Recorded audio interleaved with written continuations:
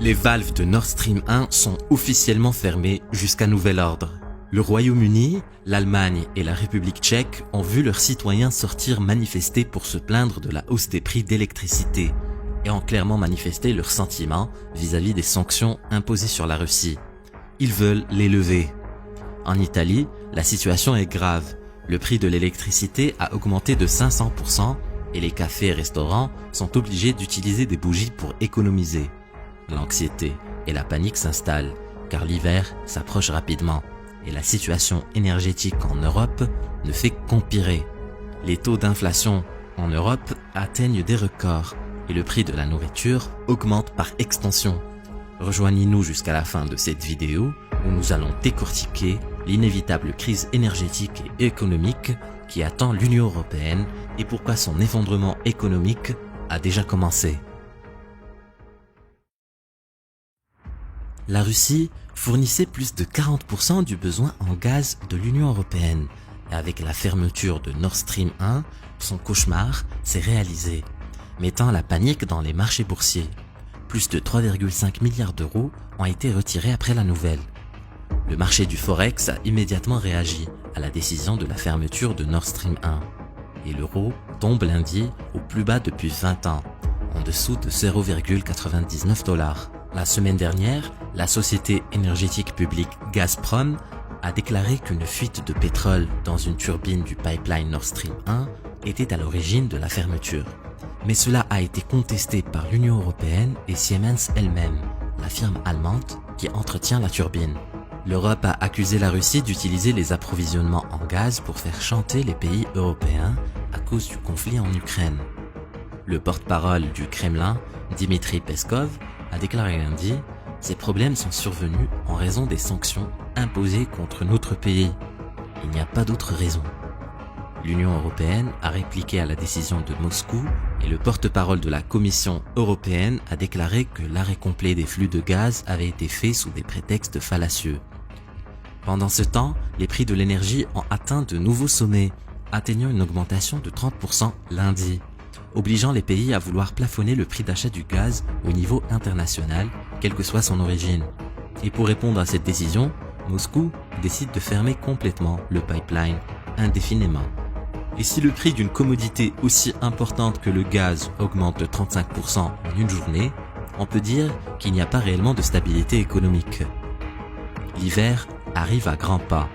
Imaginez donc la situation à ce moment-là, quand le climat deviendra de plus en plus froid, le prix du gaz naturel augmentera encore plus, car des millions de personnes ont besoin de réchauffer leur maison. En ce moment, l'Allemagne et la Grèce sont en train de brûler des milliards d'euros par mois pour subventionner les factures d'électricité de ses citoyens et de ses entreprises. Qu'en sera-t-il alors en hiver, quand le prix du gaz aura atteint des sommets? Je vous présente le graphe des contrats d'électricité de base en Allemagne, et c'est pas beau à voir. Une hausse de 1000% peut être observée. Les subventions contribuent à alléger la pression que vivent les citoyens sur le court terme, certes, mais au long terme, cette décision est catastrophique pour l'Europe. Laissez-moi vous expliquer. Les sociétés d'énergie européennes ont besoin d'au minimum 1,5 trillion de dollars. Je dis bien trillion, pour couvrir les dégâts causés par la hausse des prix du gaz jusqu'à présent. Pour vous donner une idée, 1,5 trillion de dollars, c'est l'équivalent du PIB de l'Espagne en 2021. Il faudrait donc que l'Europe imprime à peu près le PIB de l'Espagne pendant les semaines à venir pour régler temporairement ce problème. Et je dis bien temporairement, car si la situation n'est pas réglée, dans quelques mois, il faudra réimprimer de l'argent. C'est un cercle vicieux qui n'a pas de fin et qui risque de plonger l'euro encore plus bas. Selon Bloomberg, un groupe financier américain, la pénurie de gaz naturel en Europe risque de continuer jusqu'en 2025. Nick Den Holland, le directeur commercial du géant énergétique Uniper, a dit dans un interview qu'il est possible que les pays de l'Union européenne ne soient pas capables de remplir leurs réserves de gaz naturel l'été prochain de la même manière qu'ils ont pu faire cet été. Car en réalité, le gaz russe est très difficile à remplacer. Le rationnement d'énergie et les blackouts seront donc inévitables en hiver, à part si des mesures draconiennes sont mises en place. Et effectivement, l'UE envisage des réductions obligatoires de la consommation d'électricité pendant les heures de pointe, et souhaite canaliser le minimum vers les entreprises et les ménages les plus pauvres. Et si le plan d'action de l'Union européenne pour faire face à cette crise se présente de la sorte maintenant, imaginez les mesures qui seront entreprises en plein hiver. D'ailleurs, certaines banques anticipent déjà et décident de s'équiper de générateurs de secours pour assurer les transactions et le fonctionnement des guichets automatiques pendant l'hiver en cas de blackout. Plusieurs secteurs industriels ne peuvent tout simplement pas tolérer une coupe d'électricité, comme les fonderies par exemple, qui ont besoin de garder les métaux à une température élevée constamment. Le secteur alimentaire, qui a comme contrainte le respect de la chaîne de froid. Et une coupure longue et inattendue voudra dire la péremption des aliments fragiles. Et malgré tous ces risques, l'Union européenne a d'autres sanctions dans la poche. À partir du 5 décembre 2022, l'import de pétrole non raffiné russe sera banni et les produits raffinés tels que l'essence et le gasoil seront bannis à partir du 5 février 2023. Cette coupure se fera de manière brusque et risque de choquer les marchés locaux, ne leur donnant aucun temps d'adaptation. En moyenne, l'Union européenne a connu une inflation de 9,8% en 2022, ce qui est désastreux, comparé en 2021 où le taux était de 2,5%. Et pour certains pays comme l'Estonie, l'inflation a atteint les 23,2%. En réponse à cette hausse, la Banque centrale a décidé d'augmenter les taux d'intérêt pour limiter la circulation d'argent dans le marché, diminuant ainsi la demande et les prix avec. Mais cette décision, bien que raisonnable, a un coût. Le ralentissement de la roue économique.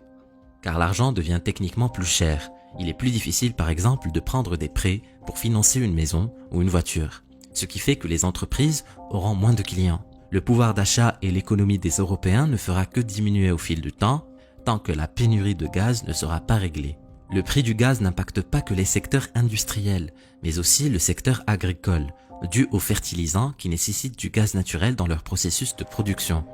Plusieurs agriculteurs néerlandais protestent de la hausse des prix depuis juillet. Certains d'entre eux ont raté la période de plantation. Le pays est le deuxième exportateur de produits agricoles au monde, après les États-Unis. Et une réduction de la production due à l'instabilité économique actuelle risque de mettre en danger la sécurité alimentaire de plusieurs pays dans le monde, dont les pays de l'Union européenne, tels que l'Allemagne, la Belgique et la France, qui dépendent des importations agricoles néerlandaises. Les prix de la nourriture flambent déjà et flamberont encore plus dans les mois à venir.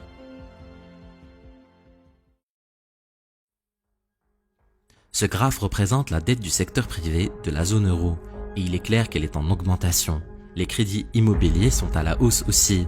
Et qu'est-ce qui arrive quand les citoyens et les entreprises n'arrivent plus à payer leurs dettes dues à la crise énergétique ou même dues à des blackouts inopinés?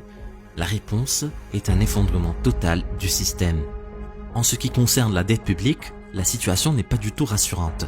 Pour vous donner un exemple, le Royaume-Uni estime le coût des subventions aux alentours de 100 milliards de livres sterling, alors que les aides qui avaient été distribuées aux citoyens pendant la pandémie n'étaient que de 70 milliards.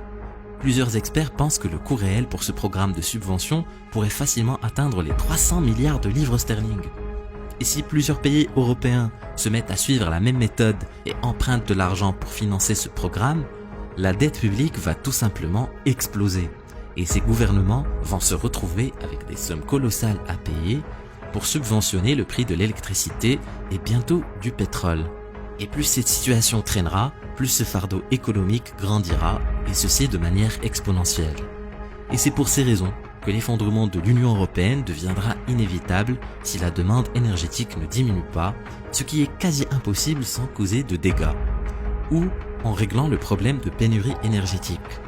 Est-ce que les décisions prises par l'Union européenne vont régler le problème, ou est-ce qu'elles ne font qu'empirer la situation? Laisse-moi ton avis dans les commentaires. La Russie est sur le point de s'effondrer et personne n'y prête attention. Clique sur la vidéo pour en savoir plus. Vas-y, clique.